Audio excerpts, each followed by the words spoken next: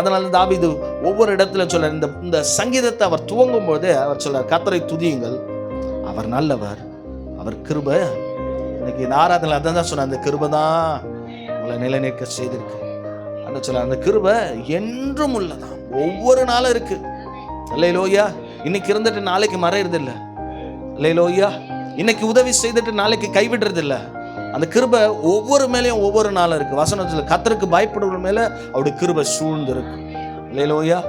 கர்த்தர் நல்லவரா இருக்கிறதுனால தான் வசனம் சொல்லுது, உன் மேல ஒவ்வொரு முறையும் அவருடைய கிருபையை அளவில்லாம கொடுக்கிறார். வசனம் சொல்ல, நாம் நிற்பதும் நிர்மூலமாக அதை இருப்பதும் தேவனுடைய சுத்த கிருபை. அந்த கிருபை தான் இன்னைக்கு ஜீவனோடு நம்ம வைத்திருக்கு. இந்த காலையில எழுந்து நம்ம கண்ணை திறக்கிறோன்னா அவருடைய கிருபை தான். அல்லேலூயா. ஒவ்வொரு நாளும் கர்த்தர் நமக்கு சுகமும் பலமும் ஆரோக்கியமும் நல்ல உணவும் நல்ல உடையும் நல்ல இருக்க வீடையும் நம்முடைய வாழ தேவையான வசதியும் எல்லாத்தையும் கொடுக்குறாருன்னா ஒன்னே ஒண்ணுதான், அந்த கிருபை தான் நம்மை நடத்துகிறது. அதனால தான் தாவீது சொல்லுங்க, அந்த கிருபையை துதியுங்க, அவர் நல்லவர். கர்த்தரை என்ன செய்யுங்க? துதிக்கணும். அவர் ஆமீன் சொல்லுங்களேன்.